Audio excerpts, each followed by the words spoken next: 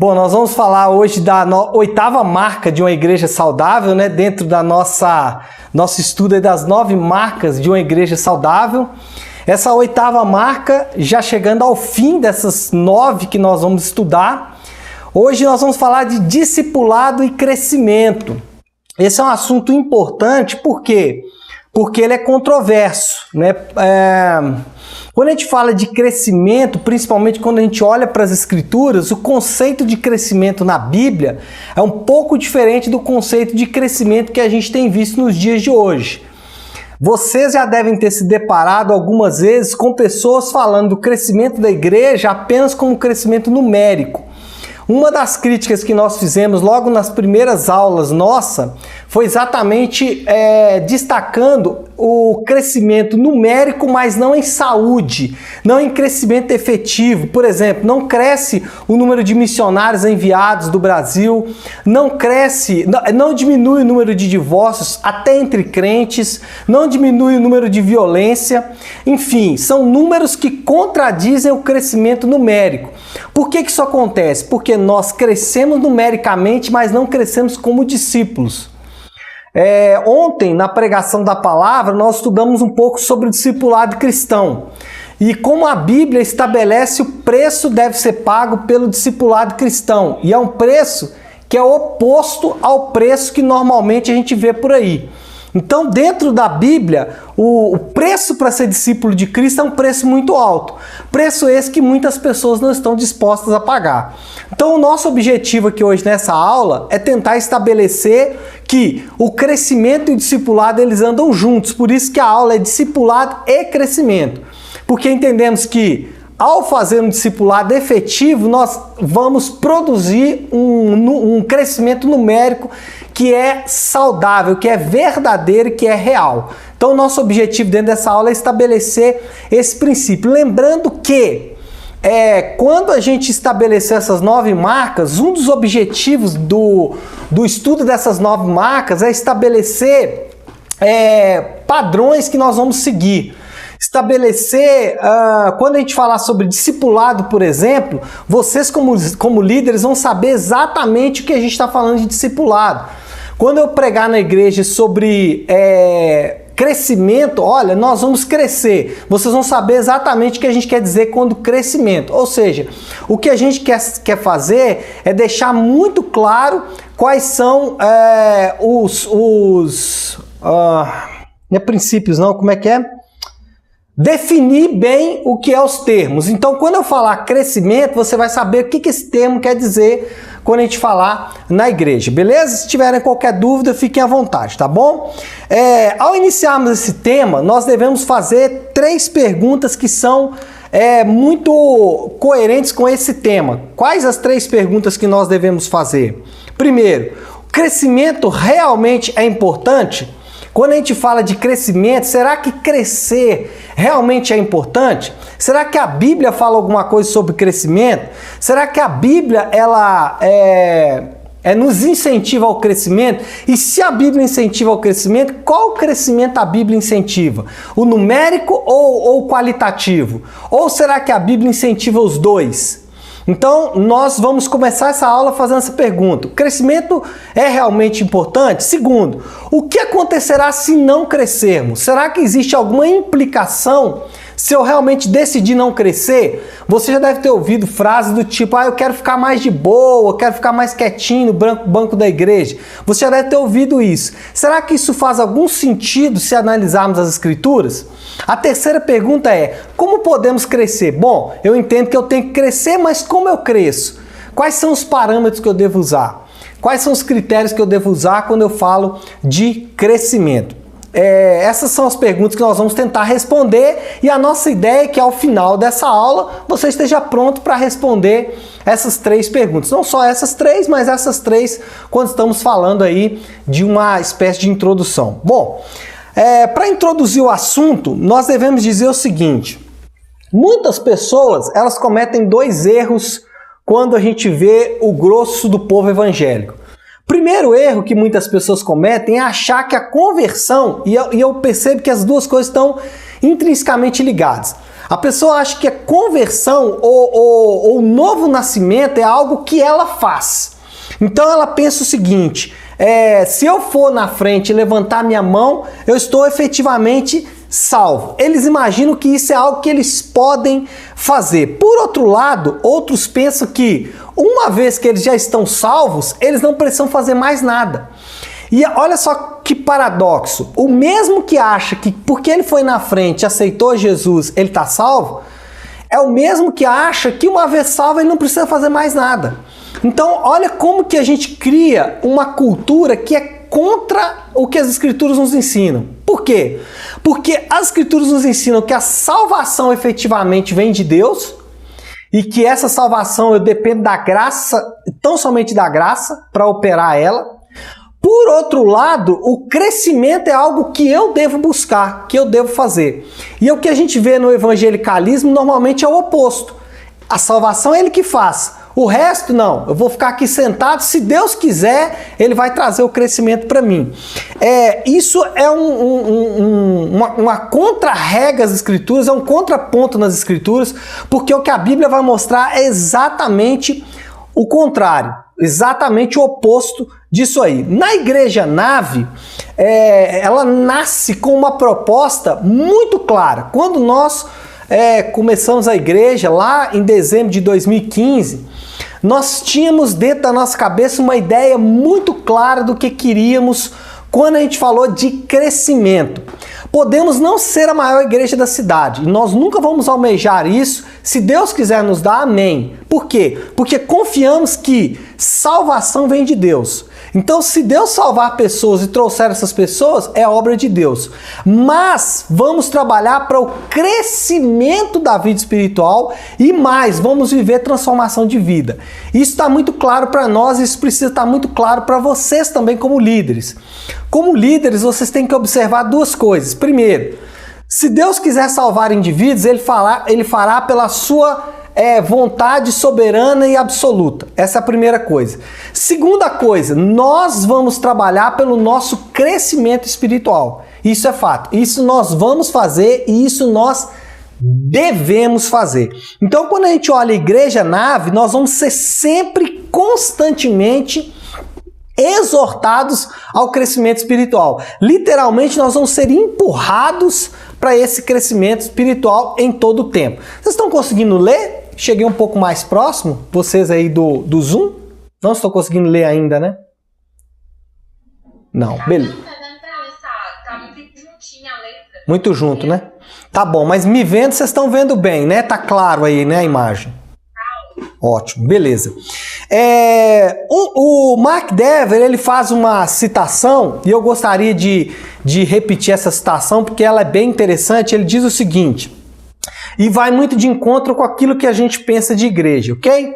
Ele fala assim, uma igreja saudável se caracteriza por um interesse sério pelo crescimento espiritual por parte dos seus membros. Então ele diz o seguinte, quando você vê uma igreja saudável, uma das características que ela vai ter é se interessar pelo crescimento espiritual por parte dos seus membros. Então, quando a gente incentiva o crescimento espiritual, quando líderes da Igreja Nave incentivam o crescimento espiritual, isso é uma característica de que somos uma igreja saudável. Por isso que sempre exortamos vocês ao crescimento espiritual.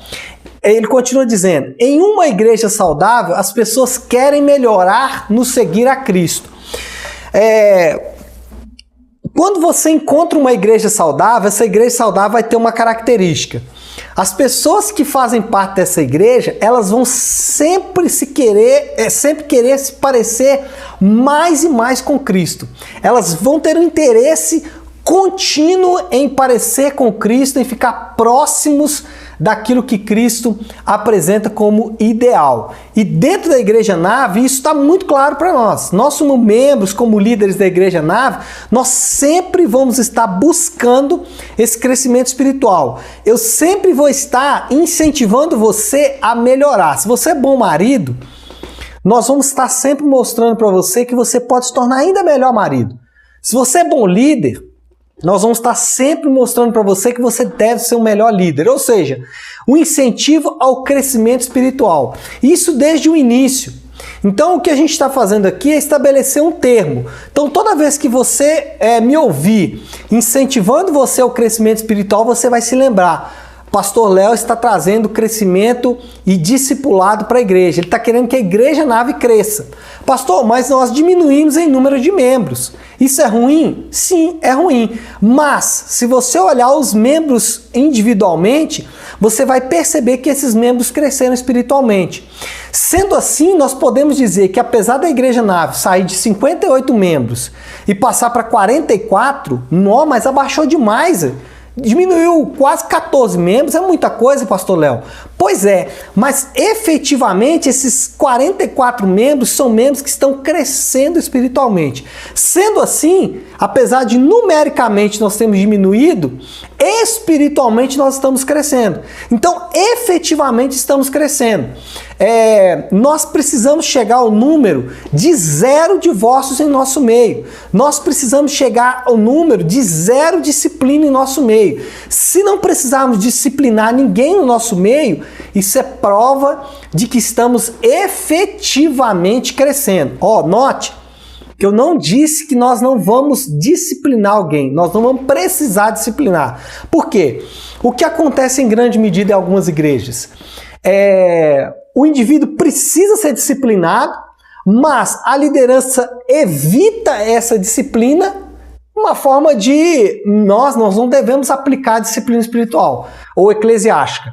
Nós vimos na semana passada que a disciplina eclesiástica é um mandamento bíblico. Portanto, uma igreja que não disciplina os seus membros é uma igreja que não está operando de acordo com o Novo Testamento.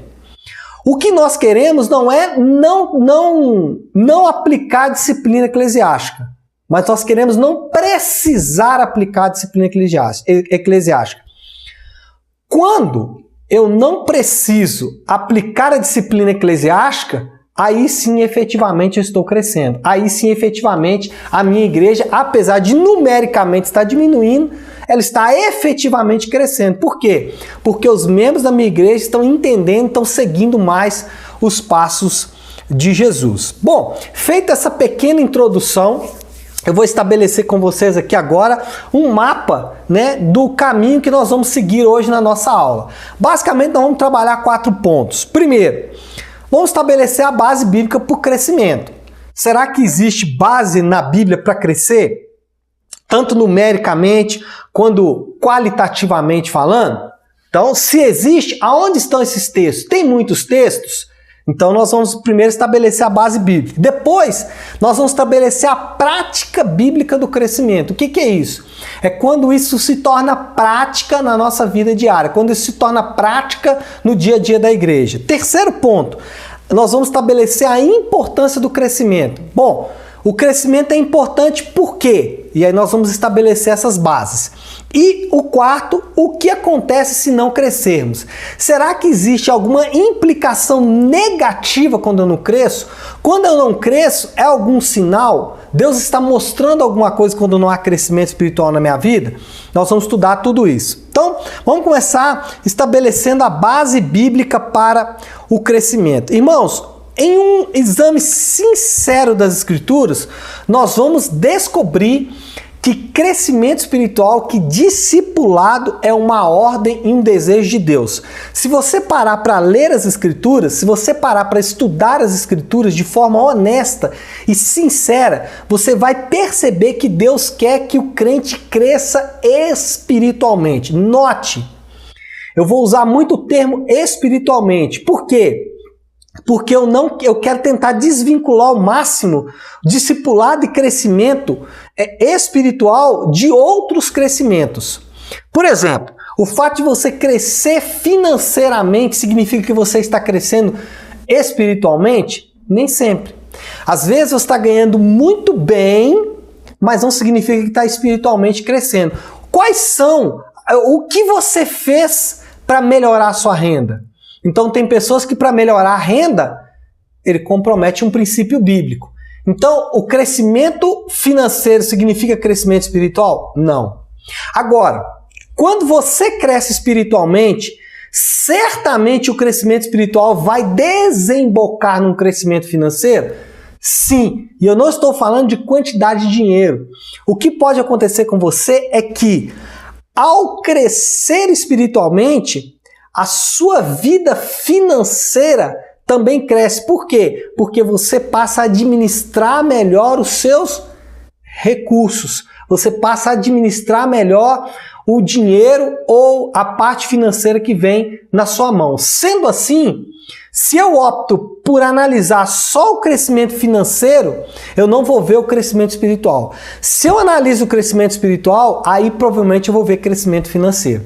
Então por isso que eu vou separar crescimento espiritual de crescimento em outras áreas. Por quê? Você pode estar crescendo em outras áreas e não está crescendo espiritualmente.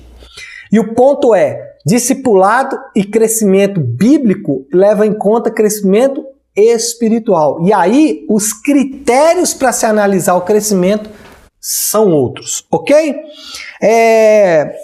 Quando a gente olha para as Escrituras, o que nós percebemos é que em toda a narrativa bíblica, Deus ele estabelece um processo de crescimento para o seu povo. Olha só para você ver. Deus, ele criou um cronograma para o povo de Deus, ele criou um passo a passo para o povo de Deus, mostrando exatamente que Deus trabalha com crescimento. Veja bem, a nação de Israel, ela começou como um só homem, Abraão. De um homem virou uma família, a família de Israel, a família de Jacó. Começou com um homem, quando eles vão para o Egito, já tem 70 pessoas integrando essa família. Cresceu. Depois, esse povo que era um homem, virou uma família, se torna uma nação. Ao sair do Egito, caminhar pelo deserto e entrar na terra prometida, efetivamente o homem que virou família agora é uma nação. Depois de uma nação, eles vão se transformar em uma monarquia. Aquele homem que transforma uma família, vira uma nação, agora é uma monarquia, é um reino. Depois, pós-exílio babilônico, pós-cativeiro babilônico, aquele homem que virou família, que virou nação, que virou monarquia, se torna também uma república. E depois, esse homem que vira uma família, que vira uma nação, que vira uma monarquia, que vira uma república, torna-se um povo sem fronteiras, de toda tribo, língua e nação. Então, o que nós temos aqui? Crescimento. Pastor, mas aí é crescimento crescimento numérico. Eu estou estabelecendo para você que Deus trabalha com crescimento. Daqui a pouco eu vou mostrar para você o princípio do crescimento espiritual. Mas qual é o ponto aqui? O ponto, irmãos, é que o reino de Deus ele é estabelecido sobre uma máxima: crescimento. Anote isso que isso é importante. O reino de Deus ele é estabelecido sobre uma máxima: crescimento. Isso é importante por quê? Porque isso nós vamos encontrar nas Escrituras. Olha os textos que eu vou ler com vocês. Eu vou ler 4 textos. Primeiro, Isaías 9:7. Olha o que diz Isaías 9:7. Se você tiver condições aí, abra na sua Bíblia, tá?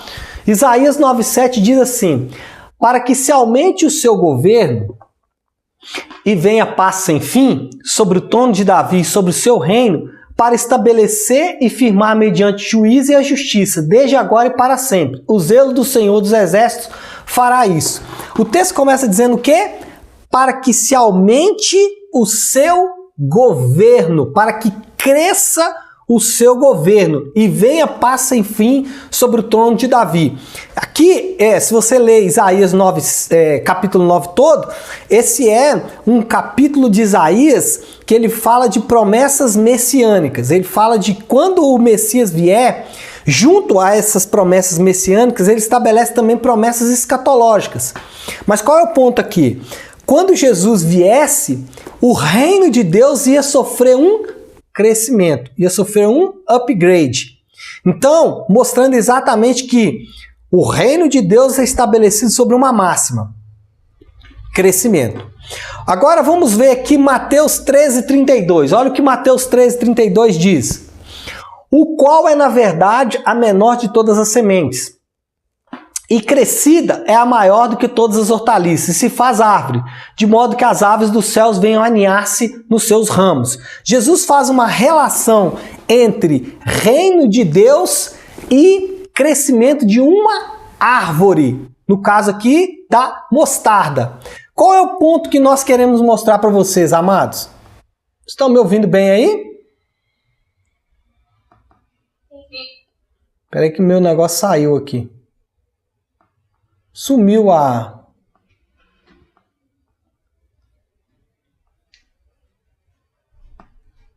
Ah, tá aí. Sumiu de repente o aplicativo. Pode deixar. Deixa eu tocar, depois eu faço as edições. Essa é uma parte mesmo que eu vou ter que editar. Mas enfim, amados, onde estávamos? Quando Jesus fala da mostarda, ele planta então uma semente de mostarda e o que acontece com essa semente? Vai trazer o quê? Crescimento. Eu quero que você note o padrão, né? Padrão de crescimento. Atos 12, 24, o que diz? Entretanto, a palavra do Senhor crescia e multiplicava-se.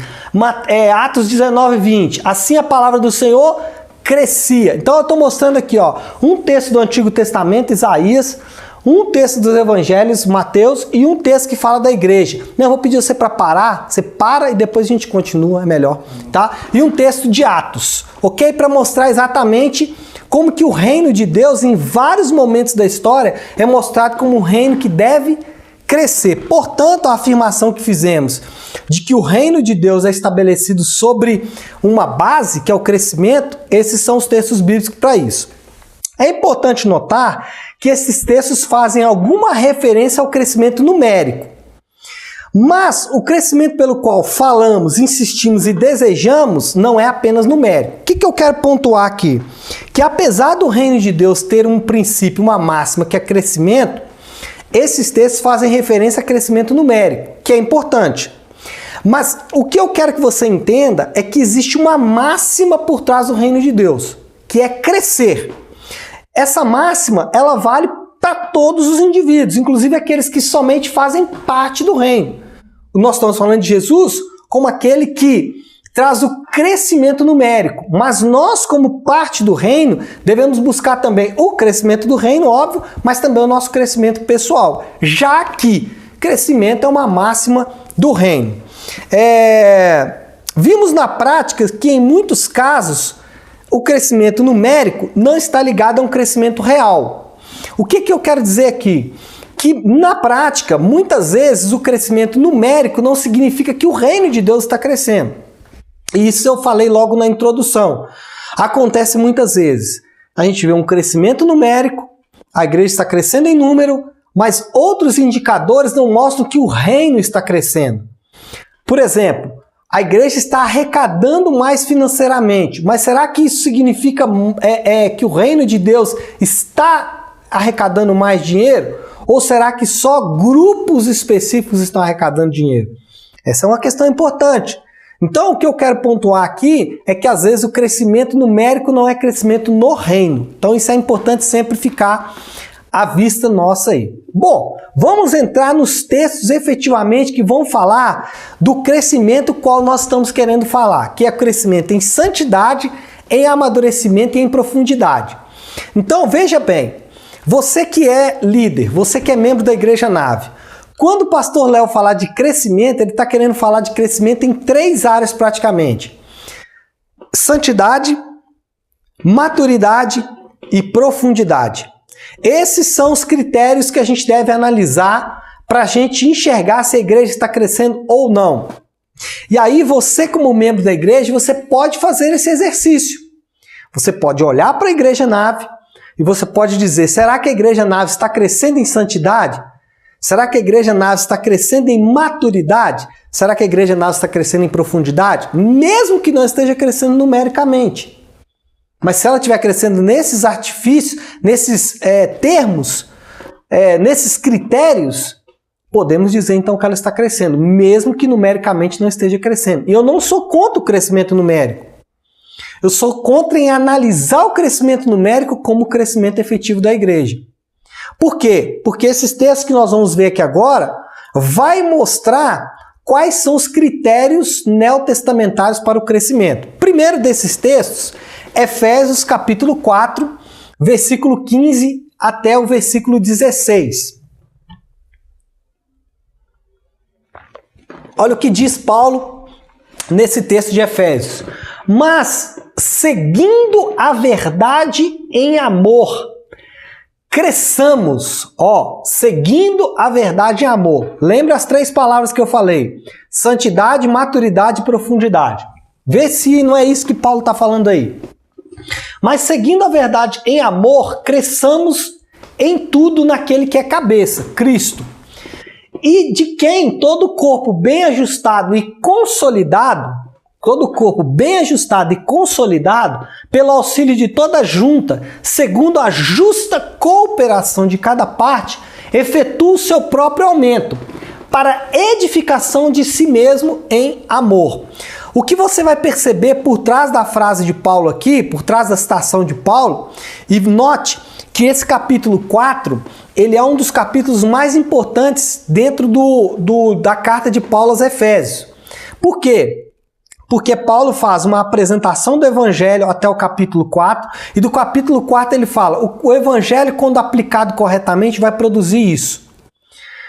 Lembra que Efésios 4:11, ele vai falar dos 5, que na verdade são 4 dons ministeriais: apóstolo, profeta, evangelista, pastor, mestre. Porque pastor e mestre é uma palavra composta.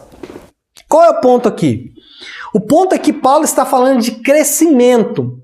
E crescimento, olha onde ele vai usar os critérios. Olha os termos que Paulo vai usar.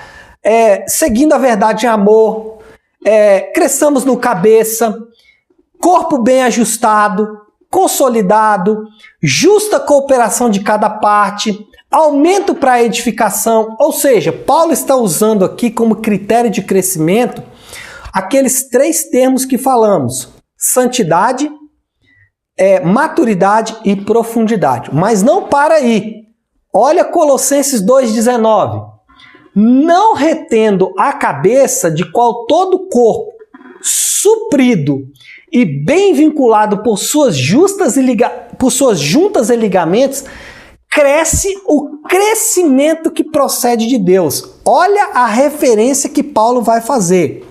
Todo o corpo suprido e bem vinculado por juntas e ligamentos, cresce o crescimento que procede de Deus. Agora, vamos avançar para 1 Tessalonicenses, capítulo de número 3, versículo de número 12. Olha o que Paulo diz em 1 Tessalonicenses 3:12. E o Senhor vos faça crescer e aumentar no amor um para com os outros, como também nós para convosco. Olha o 13. A fim de que seja o vosso coração confirmado em santidade, isento de culpa na presença de nosso Deus e Pai, na vinda de nosso Senhor Jesus Cristo, com todos os seus santos.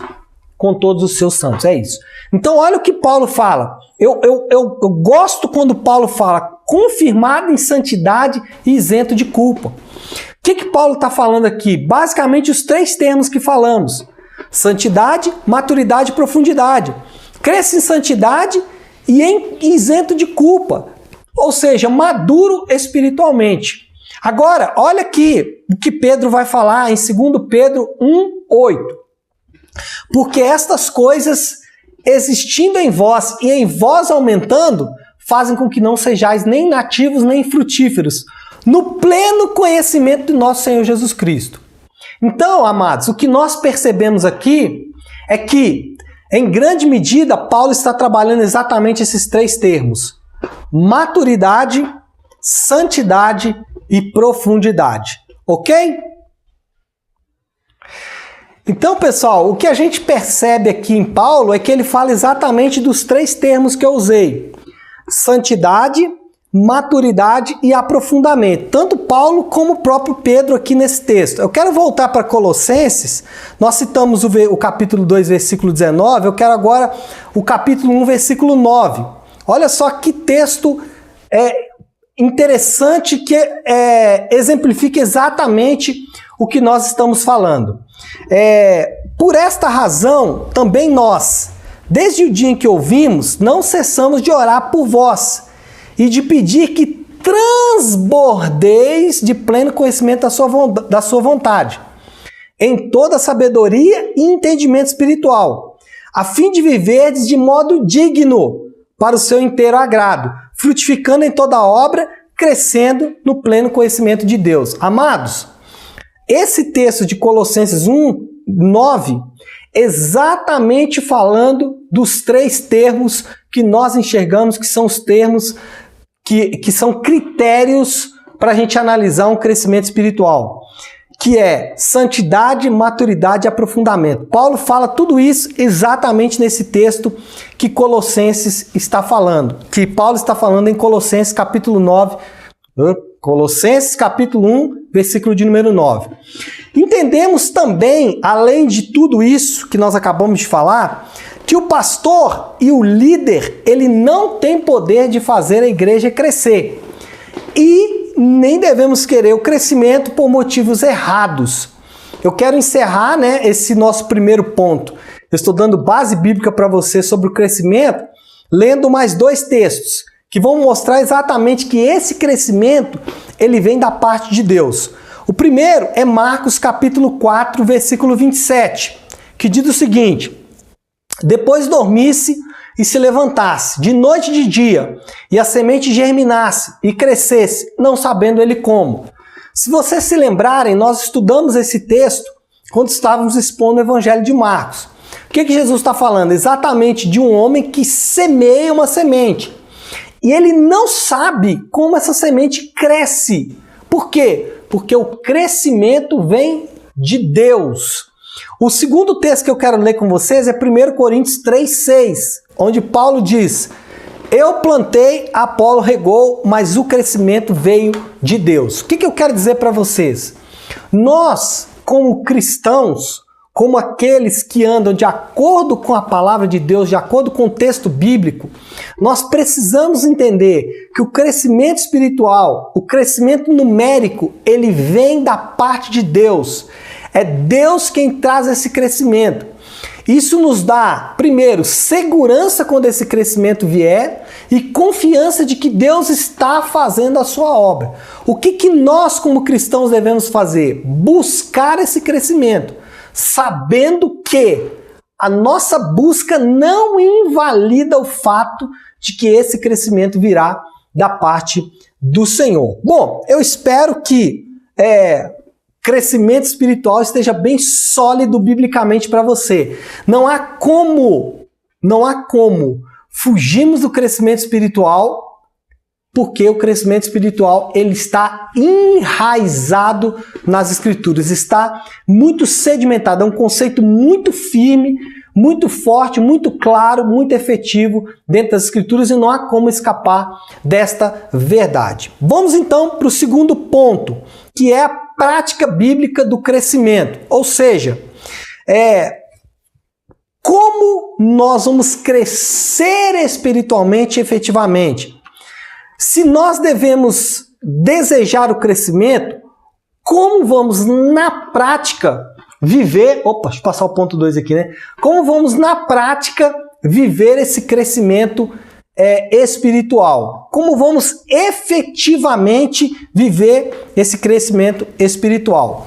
Em certo sentido, esse tem sido o nosso objetivo ao estudar essas marcas distintivas de uma igreja saudável, essas marcas distintivas de uma igreja saudável. O que nós queremos dizer? Que se essas marcas de uma igreja saudável forem aplicadas de forma efetiva, elas certamente vão trazer crescimento espiritual. Se essas marcas que compõem uma igreja saudável forem praticadas por nós como igreja, nós certamente veremos o crescimento espiritual de toda a igreja. Bom, cada uma dessas marcas possui elementos que quando juntos eles vão trazer para mim e para você o caminho que nós devemos seguir em direção a esse discipulado e a esse crescimento. Eu acho que vale a pena a gente de alguma forma trazer aqui um resumo desses aspectos distintivos de uma igreja saudável. Por quê? Você como líder desta igreja, você como membro desta igreja, essas marcas, elas precisam estar na ponta da sua língua. Você precisa de alguma forma decorar, mas não só decorar, mas vivenciar tanto essas marcas que elas vão se tornar prática do seu dia a dia. Portanto, você não vai ter mais dúvida do valor da pregação expositiva. Você não vai ter dúvida mais do valor do evangelho. Ou você não vai ter dúvida mais do valor da disciplina. Por quê? Porque isso se tornou prática no seu dia a dia. Para isso, nós vamos precisar falar, falar e falar. Por quê? A repetição vai trazer a prática e a prática vai nos levar a esse caminho de crescimento espiritual. Sendo assim, o que eu queria fazer aqui agora, nesse segundo ponto, é relembrar e tentar, de alguma forma, simplificar os conceitos que nós temos trabalhado. Então vamos lá. Os primeiros 4 conceitos que trabalhamos foi pregação expositiva, teologia bíblica, evangelho e conversão. Quando a gente fala de pregação expositiva, o que nós estamos querendo dizer? Nós estamos querendo dizer que a palavra de Deus é fundamental para o nosso crescimento. Olha só para vocês verem que interessante. Eu já tenho trabalhado sobre pregação expositiva para a igreja de modo geral durante os cultos. Porém, a gente não vinha trabalhando isso efetivamente para o Flutuando. Mas o que aconteceu? Pouco antes aí do confinamento causado pelo coronavírus, eu tinha proposto para os jovens do Flutuando a gente fazer um estudo do livro de Efésios, da carta de Paulo aos Efésios, da epístola de Paulo aos Efésios. Eu tinha proposto fazer um estudo versículo a versículo, ou seja, uma pregação expositiva. E para minha surpresa, isso teve quase que unanimidade, para não dizer que foi unanimidade, teve quase unanimidade entre os jovens. Eles mesmos querendo essa pregação expositiva. Por quê? Porque eu já estou criando no coração deles essa cultura de que quando a pregação não é expositiva, eu posso comprometer o conteúdo. O que nós, de certa forma, queremos falar quando a gente fala de pregação expositiva? Quando ouvimos uma pregação expositiva, nós dependemos muito pouco da performance do pregador. Isso é importante. Por quê? Quando você ouve uma pregação temática, o que você vai levar em conta muitas vezes é como aquela pregação foi apresentada. E mais, normalmente, aquele conteúdo foi estabelecido a partir de um raciocínio do indivíduo. Aí você fala assim, não, pastor, mas Deus que deu aquela palavra para ele. Como você pode saber? É subjetivo. Você tem que confiar que ele está te falando que Deus deu aquela palavra para ele. Agora, quando você faz uma pregação expositiva, você não depende da performance do pregador. Por quê? Porque ele vai expor para você o texto bíblico, é o que está escrito ali. Eu posso fazer aplicações e inferências do texto, mas eu não posso fugir do texto.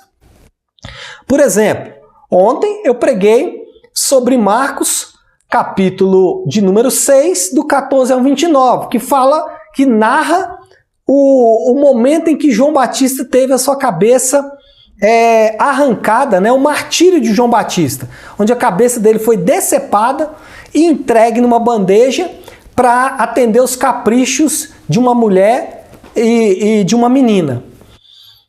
Eu talvez nunca escolheria aquele texto para pregar, principalmente num momento como esse. Então eu posso ter certeza de que aquele texto era de Deus para ontem, porque quando definimos que estudaríamos Marcos, Deus já sabia que falaríamos exatamente daquele texto ontem. Portanto, não depende da minha performance.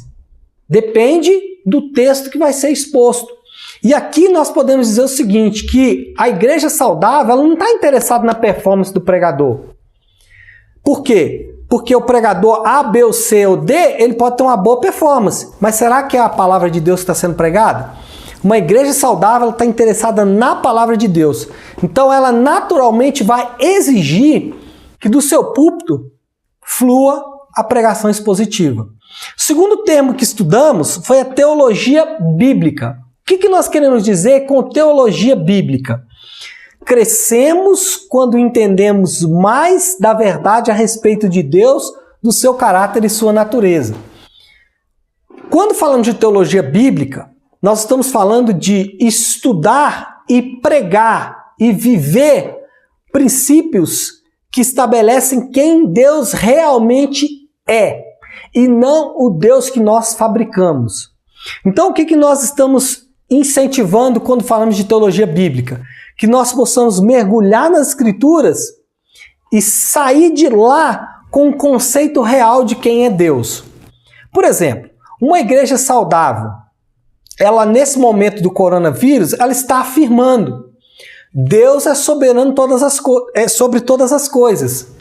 E Deus, Ele está cumprindo a sua vontade ao decretar, ou ao permitir, ou ao executar, ou essa doença que alcança o mundo todo, está cumprindo exatamente os planos de Deus. Uma igreja bíblica, ela vai afirmar isso. Deus é soberano e Ele está fazendo de acordo com a vontade dEle. Uma igreja que não é bíblica, o que ela vai dizer? Que Satanás está por trás desse vírus e que, na verdade, nós devemos orar e nos levantar contra os demônios, porque isso é obra de demônios.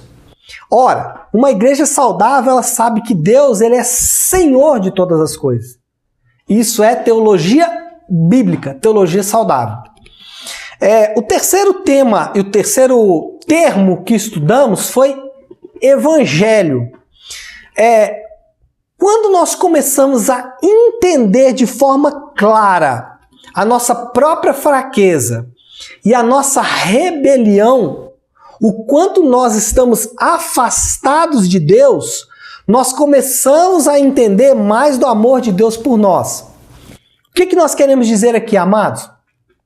Que não há como entender verdadeiramente o amor de Deus se eu não entendo verdadeiramente o tamanho da ofensa.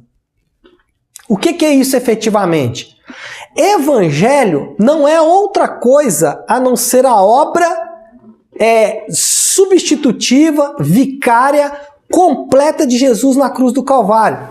Qualquer coisa que exclua esta obra no Calvário, isso não é evangelho.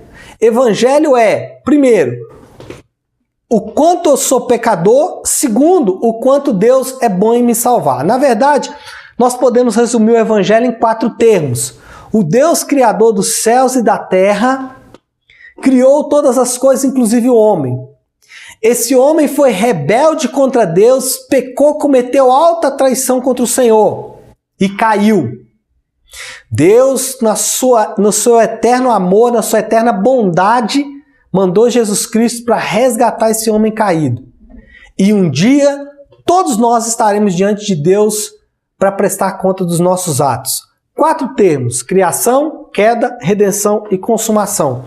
Esse é o resumo do Evangelho. Uma igreja saudável, ela prega o Evangelho, e o Evangelho está contido nesses 4 termos. Mesmo que ele não pregue Novo Testamento, mesmo pregando no Antigo Testamento, ele pode pregar o Evangelho. Um exemplo que eu dou para vocês é os podcasts que eu tenho feito sobre liderança. Eu estou falando sobre Neemias, um personagem do Antigo Testamento. Mas se você perceber os meus áudios, sempre faço uma referência à obra salvadora de Jesus Cristo. Por quê? Porque ela é a base de toda a minha argumentação. Por exemplo, quando eu vou falar de Neemias, hoje eu falei de reconstrução. Neemias reconstruiu a comunidade de Israel. Qual foi o meu argumento? Que Jesus, ele veio também reconstruir e construir uma nova sociedade a partir dele. E que nós fazemos parte dessa sociedade que Jesus veio reconstruir. E que nós fomos chamados para sermos líderes exatamente porque um dia Jesus nos salvou. E nós devemos aplicar a mesma dedicação que foi aplicada a nós para outras pessoas. Ou seja, eu estou sendo evangélico. Eu estou aplicando a um texto do Antigo Testamento os conceitos do evangelho que são neotestamentários. Então, uma igreja saudável, ela sempre vai ter em vista o evangelho. Ela nunca vai perder de vista o evangelho. O quarto termo que tratamos foi conversão. O que nós queremos dizer com conversão? Quando compreendemos o nosso estado, que eu falei agora há pouco no evangelho, nós entendemos a nossa dependência da graça de Deus em Jesus. Em vez de nos tornarmos indiferentes, nós nos tornamos gratos. Conversão é entender o que é ser verdadeiramente um cristão. Conversão é o grande amor de Jesus por mim na cruz foi absurdo. Como eu devo viver para agradar a esse que tanto fez por mim? Aí eu vou para as Escrituras encontrar a forma como Ele quer que eu viva. E a forma como Ele quer que eu vivo, preste atenção nisso, é de forma grata ao que Ele fez por mim. Pessoas que não entendem a conversão, o que elas vão fazer? Elas vão viver a vida delas inteira tentando fazer alguma coisa para serem salvas. A conversão bíblica é, porque eu fui salvo, como eu devo viver? E aí sim, a Bíblia e os princípios da Bíblia vão fazer sentido para mim e para você. Isso é conversão bíblica. O quinto termo que tratamos é evangelização. E o que é evangelização? A falta de crescimento espiritual em uma pessoa é uma evidência do modo como ela foi evangelizada. Quando você se depara com um indivíduo que não cresce espiritualmente, ou que não quer crescer espiritualmente, ou você se depara com um indivíduo que quer apenas crescimento numérico, provavelmente esse indivíduo foi vítima de um evangelismo mal feito. Talvez ele foi evangelizado que levava em conta duas coisas. Primeiro, a decisão do pecador, ou seja, eu crio todo um ambiente, eu crio todo um cenário para você, emocional, e eu levo você a uma decisão emocional, e essa decisão emocional vai te dar uma falsa segurança de que você está salvo. Essa era uma forma muito errada de evangelizar. A segunda forma muito errada de evangelizar, qual que era? Olha, se você está com um problema, seja ele qual for, venha para a igreja que esse problema vai ser resolvido. Qual é o problema aqui? Qual é a implicação aqui? Jesus e o Evangelho se torna para mim apenas um resolutor, alguém que vai resolver problemas pontuais da minha vida. E não resolver o verdadeiro problema que é a maldição do pecado. Irmãos, o anúncio do Evangelho, ele precisa passar. Preste atenção. Evangelização verdadeira precisa passar pela maldição do pecado e pela glória da graça de Deus. O quanto eu ofendi e o quanto Deus foi bom. O modo de entrar nessa vida que Deus oferece, a forma de entrar nessa vida que Deus oferece, é por modos terríveis e drásticos. Ou seja, como eu entro nessa vida? Como eu vivo essa vida que você está oferecendo? Através de dois caminhos, arrependimento e fé. Então, se uma evangelização não leva em conta esses critérios, provavelmente esse indivíduo foi evangelizado de forma errada. E ele vai conceber a igreja de forma errada. Logo, se eu tenho uma massa de pessoas que entendem a igreja de forma errada, porque foram evangelizados de forma errada, provavelmente eu tenho uma igreja que é numericamente grande, mas que não é efetivamente grande, não cresce efetivamente. Percebe como que uma coisa vai puxando a outra? Percebe que com pregação expositiva, teologia bíblica, evangelho, conversão, evangelização, tudo está ligado? O sexto termo que estudamos é membresia. Olha o quanto membresia é importante e o quanto nós precisamos nos aproximar desse termo se queremos efetivamente ser uma igreja saudável. Membresia significa o seguinte: viver como cristão é estar comprometido com outros. É isso que nós encontramos no Novo Testamento. No dia que falamos de membresia, nós demos aqui robusta comprovação bíblica de que ser membro de uma igreja é efetivamente cumprir o que o Novo Testamento diz. E o que o Novo Testamento diz é que ser igreja é edificar uns aos outros. Na semana passada, na pregação de Marcos, nós falamos que Jesus enviou eles de 2 em 2. Qual a implicação que a gente faz isso? Já prefigurando a igreja. Por quê? Porque quando você está de 2 em 2, você pode compartilhar dons e problemas. E igreja não é outra coisa a não ser lidar com dons e problemas. Lidar uns com os outros. Como igreja, isso é importante. Como igreja, eu estou até respirando para falar direitinho para vocês.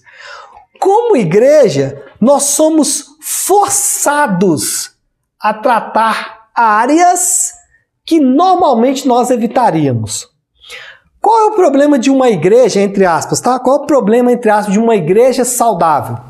É que ela vai forçar os membros a tratar áreas que normalmente eles vão evitar. O que uma igreja não saudável faz? Ela ensina o membro a evitar essas áreas. Ela ensina o membro a passar por cima desses problemas. O que uma igreja saudável preconiza? Que a membresia vai forçar os indivíduos a tratar os problemas e não passar por cima deles. Então isso é membresia da igreja. Por isso que membresia é importante. Por isso que fazer parte de uma membresia de uma igreja é importante. O termo que tratamos na semana passada é disciplina eclesiástica. Eu vou passar rapidamente por esse termo porque ele está fresco na nossa memória. Falamos na segunda-feira passada.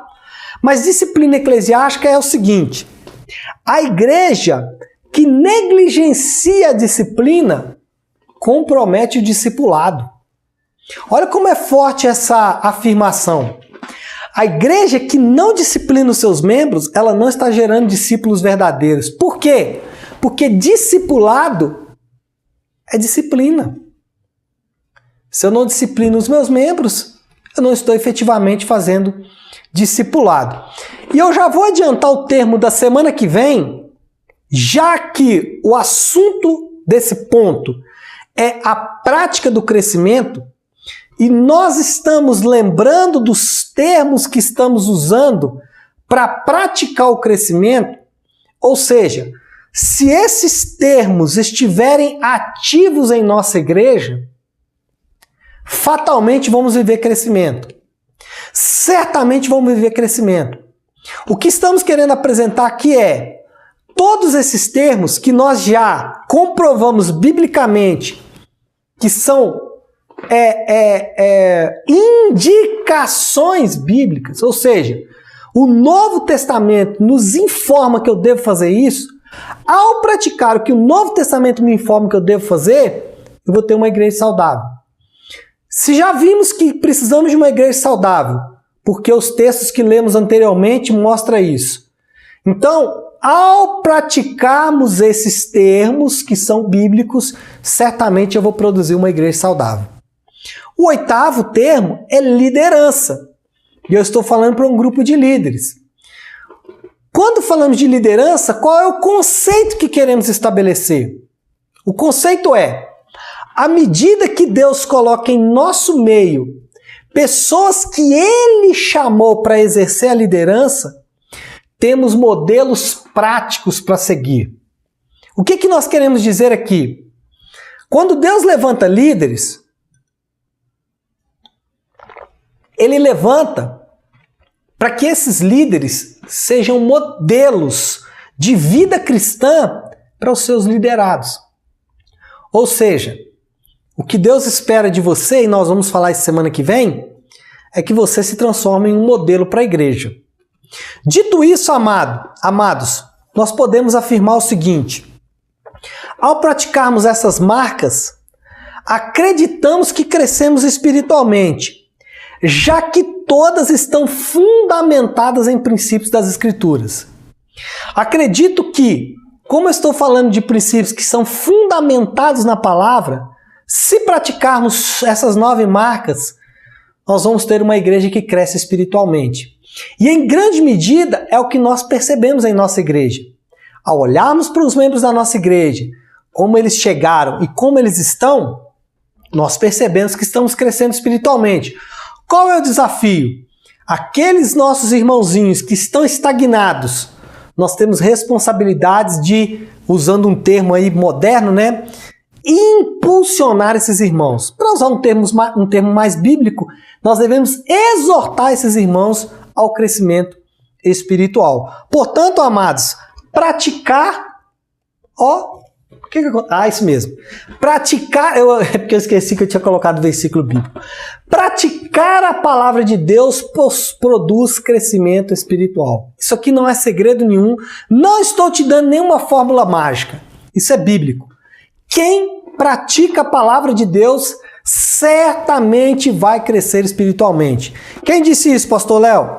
1 Pedro 2:2. Desejai ardentemente, como crianças recém-nascidas, o genuíno leite espiritual, para que por ele vos seja dado crescimento para a salvação. O que Pedro está dizendo aqui? Deseje o leite, o alimento espiritual, o genuíno alimento espiritual, para que, ao se alimentar desse alimento espiritual, você então possa crescer, né? Vos seja dado crescimento, que Pedro está dizendo aqui. É interessante que ele usa aqui o termo para salvação, e a melhor tradução aqui de salvação talvez seja conversão. Ou seja, para que haja genuína conversão, você deve desejar praticar ou desejar o alimento espiritual verdadeiro, genuíno. Sendo assim, amados, eu acredito que está bem claro que nós estamos com boa base bíblica, está bem claro que a prática dessa base bíblica é os termos que temos estudado, então nós podemos entrar agora no terceiro assunto, que é a importância do crescimento. Será que realmente é importante crescer? Bom, pelo que já estudamos, né, pelo pouquinho que já estudamos aqui, nós já vimos que é importante crescer. Porém, eu quero acrescentar aqui alguns elementos que vão ainda te dar mais base para que você entenda que o crescimento não é só importante, ele é vital. Mas vamos lá. Quando nós crescemos espiritualmente, quem recebe glória? Quem recebe glória quando nós estamos diante de uma igreja saudável? Quando pessoas do mundo olham para uma igreja saudável, quem elas vão glorificar? Você acha que elas vão dar glória para o pastor daquela igreja? Bom, se o pastor daquela igreja construiu aquela igreja baseado na sua performance, provavelmente.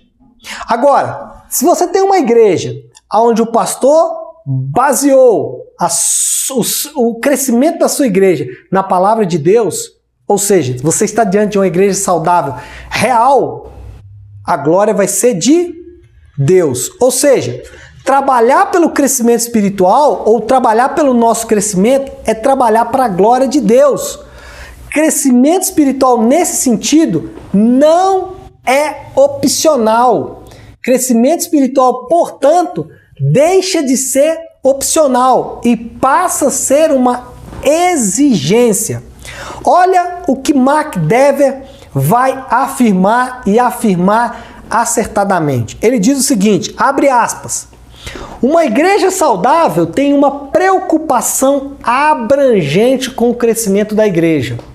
Não apenas com o número de membros, não apenas com o aumento do número de membros. Em vez de pensar em crescimento como um gráfico linear, dados crescentes ou quantidades que diminuem, é melhor pensar em crescimento espiritual como um novo desafio para viver naquele dia. O que Dever está afirmando aqui? Ele está dizendo o seguinte, que em vez de olhar critérios apenas numéricos e gráficos de crescimento, Eu devo enxergar como crescimento como um desafio diário. Ou seja, cada dia Deus vai me dar um desafio maior que vai me fazer crescer espiritualmente. Você nunca deve estar satisfeito com o seu desenvolvimento espiritual. Isso é prova de que você está crescendo. Por quê? Você cresceu, alcançou um nível, Deus te joga para a próxima fase. Deus te joga para o próximo nível. Jonathan Edwards, ele sugeriu que o crescimento no discipulado cristão é uma vida de santidade crescente fundamentado na autorrenúncia cristã. Ou seja, crescimento espiritual tem como fator motivador a glória de Deus. Crescimento espiritual tem como fator motivador a glória de Deus. Portanto, eu não posso simplesmente ignorar o crescimento espiritual. Alguém que diz, eu quero só ficar sentado no banco. Essa pessoa está falando a voz da carne. Ela está simplesmente dizendo o que a carne quer fazer. Mas ficar sentado no banco não produz glória para Deus. Certamente não é isso que Deus quer. Bom, o Dever, ele resumiu todo esse ensino. E eu queria pegar as aspas do Dever para também, de certa forma, começar a encerrar esse ensino nosso de hoje. O Dever diz o seguinte: em vez de nossas igrejas serem lugares em que os pastores ensinam suas próprias ideias, aqui ele está falando da pregação expositiva, em que Deus é mais questionado do que adorado, teologia bíblica, em que o evangelho é diluído, evangelho, e a evangelização pervertida, evangelização e conversão juntos, em que a membresia da igreja é tornada insignificante, membresia de igreja, e se permite o desenvolvimento de um culto mundano e personalista ao redor do pastor, o que ele está falando aqui? Não tem disciplina? Olha o que ele diz. Igrejas com esse perfil, dificilmente podemos encontrar uma comunidade que seja coesa ou edificante. Esse tipo de igreja certamente não glorificará a Deus. O que ele está dizendo é o seguinte, que se nós não praticarmos o que a Bíblia nos ensina, nós vamos comprometer a glória de Deus. E existem todas as características que mostram que nós estamos comprometendo o ensino bíblico. E ele deu todos esses aqui. Quando falta pregação expositiva, teologia bíblica e todos aqueles critérios que nós falamos, todos aqueles termos que nós falamos. Portanto, amados, esse crescimento não é opção, é vital. Por quê? Crescimento indica vida. Amados, as coisas de verdade, as coisas vivas de verdade, elas sempre crescem. Segundo Pedro 3:1, olha o que diz: antes crescei na graça e no conhecimento do Senhor e Salvador Jesus Cristo. A Ele a glória, tanto agora como no dia eterno. Olha só o que Pedro está falando. Pedro está resumindo tudo o que nós falamos aqui nesse ponto. A importância do crescimento espiritual. Antes, crescei na graça e no conhecimento do nosso Senhor e Salvador Jesus Cristo. Ou seja, cresça, você precisa crescer. Por quê? A Ele seja a glória. Crescer vai levar glória para o nome do Senhor. Pastor, o que acontece se eu não crescer? Esse é o quarto ponto. Se eu não crescer, amado, nós vamos criar uma terceira categoria de crentes. Paulo, em 1 Coríntios capítulo 3, versículo 1, ele cita irmãos, ele fala assim: eu, porém, irmãos, não vos pude falar como espirituais, e sim como carnais. Algumas pessoas tendem a criar aqui uma terceira categoria de crentes. Existem os crentes espirituais, existem os crentes carnais e existem os não crentes. Só que o texto não fala isso. O texto diz exatamente o contrário. ele diz que não existe uma terceira categoria. Ou seja, ou você é um crente espiritual, ou você é um crente espiritual, sendo assim salvo, ou você é carnal. Porque o que Paulo está querendo dizer é o seguinte: não existe crente carnal. E o termo que Paulo usa aqui é um oxímoro. O que é um oxímoro? É uma junção de duas palavras que não devem nunca estarem juntas. Por exemplo, gelo, quente. É possível haver gelo quente? Não. Assim como não é possível haver crentes carnais. Sendo assim, amado, se eu não estou crescendo, opa, deixa eu andar um pouquinho aqui. Se eu não estou crescendo, esse é um sinal importante. Se não há crescimento na minha vida, eu estou diante de um sinal muito importante e que nós devemos levar em conta. Já que crescimento é um aspecto fundamental da verdadeira vida espiritual, se eu não estou crescendo, provavelmente eu não tenho vida espiritual efetivamente. Olha só o que Paulo está dizendo. Se eu não estou crescendo, isso é um sinal de que talvez eu não tenha vida espiritual real. Ou seja, eu não estou ligado na videira. E se eu não estou ligado na videira, qual é o problema? O problema é que eu não nasci de novo. Percebe que alguém que não cresce espiritualmente, ele pode estar em maus lençóis?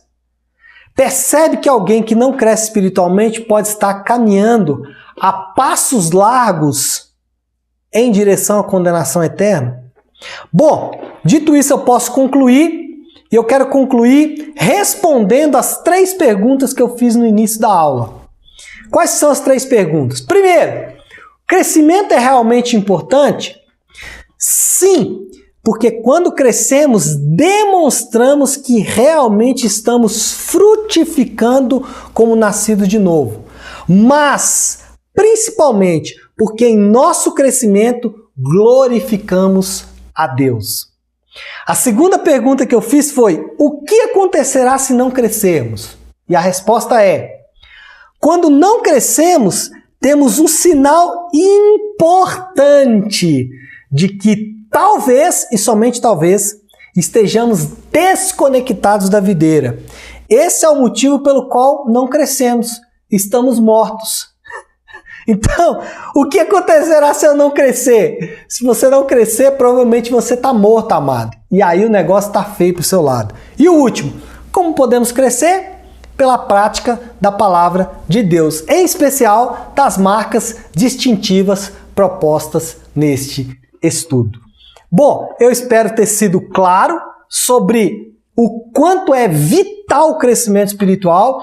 Eu espero que eu tenha conseguido edificar a sua vida.